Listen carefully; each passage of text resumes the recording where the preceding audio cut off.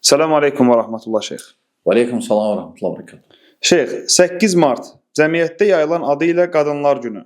Bu günün müsəlmanlara bir aidiyyatı varmı? Elhamdülillahi vahdə və salatu və salamu alə məllə nəbiyyə bədə əmmə bə'd. Selamun aleykum və rəhmətullah və bərəkatuhu. Amma o ki qaldı 8 Mart Qadınlar Günü. Təbii ki, dinimizdə belə bir şey yoxdur. Qadınlar Günü və ya kişilər günü və ya uşaqlar günü. Elə şey yoxdur. Bunlar hamısı qərbdən bizim dində olmayan, bizim adətə zidd olan tərəflərdən gəlir. Bizdən olmayanlar tərəfdən gəlir. Və biz də bunun baxırıq səbəbinə. Hər şeyin səbəbi var.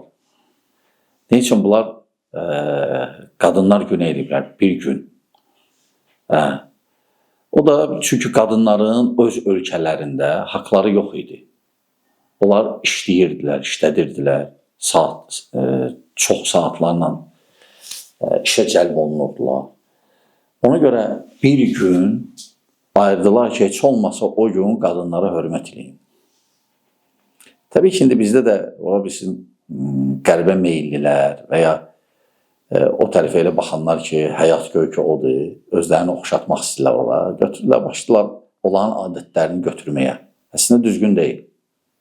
Əslində düzgün deyil. İslamda 8 Mart və ya Qadınlar Günü, kişilər günü belə şey yoxdur.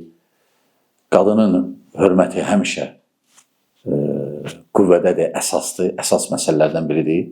Həmçinin kişinin hörməti, uşağın hörməti, insan haqları daima gündəmdir və hətta öləndən sonra dinimiz insan haqlarını qoruyur. Ona görə elhamdülillah bizim dinimiz kamil, haqq, kamil və adətimiz də qarşı bu dinə. Belə dinə baxmamaq, belə adətləri nəzərinə keçirməmək, gedib başqa dinlərdə əlaqəli olan, başqa adətlərlə əlaqəli olan məsələləri gətirmək, özü onlara oxşatmaq düzgün deyil. 8 Mart belə şey yoxdur. Qadınlar Günü, hələ şey yoxdur. Qadınlar üçün hər gündür.